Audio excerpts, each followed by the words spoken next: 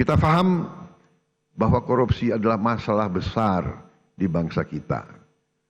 Perilaku korupsi ada di setiap eselon birokrasi kita. Ada di setiap institusi dan organisasi pemerintahan. Perilaku korup ada di BUMN kita. Ada di BUMD kita. Ini bukan fakta yang harus kita tutup-tutupi.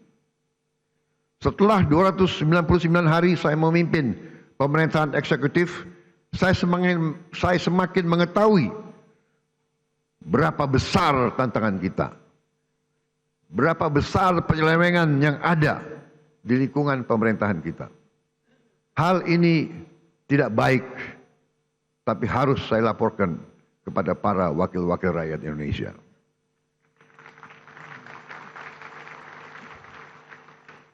Dalam pidato pelantikan saya di sini, saya sampaikan, bangsa Indonesia harus berani melihat kekurangan-kekurangan sendiri. Harus berani melihat kesalahan-kesalahan kita sendiri.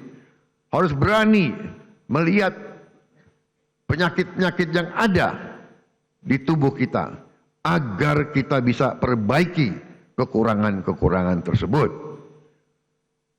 Tanpa mau mengakui, tidak mungkin kita mampu memperbaiki.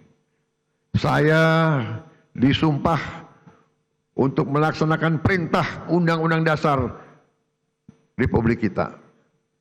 Karena itu saya tidak ada pilihan lain selain memimpin upaya pemberantasan korupsi dan penyelewengan di semua lembaga eksekutif dan pemerintah. Itulah sebabnya pada awal tahun 2025 ini kami telah identifikasi dan telah selamatkan 300 triliun uang, 300 triliun rupiah dari APBN yang kami lihat rawan diselewengkan. Di antaranya anggaran perjalanan dinas luar dan dalam negeri yang begitu besar, anggaran alat tulis kantor yang begitu besar, dan berbagai anggaran yang selama ini jadi sumber korupsi dan sumber bancaan.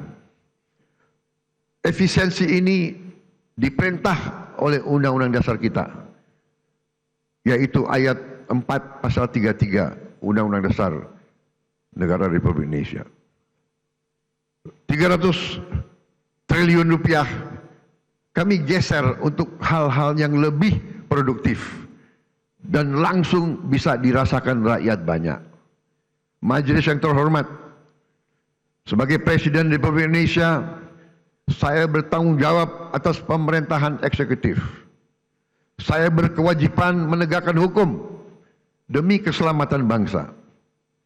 Saat ini kita menghadapi realita terjadi kebocoran kekayaan negara kita dalam skala yang sangat besar. Kita mengalami suatu kondisi yang saya sebut net outflow of national wealth. Janganlah kita menghabiskan tenaga kita untuk mencari siapa yang salah. Kita tidak ada waktu. Kita tidak punya cukup energi untuk mencari kesalahan orang. Pemerintah yang saya pimpin harus memusatkan diri untuk mencari solusi yang tepat dan cepat atas masalah pokok ini.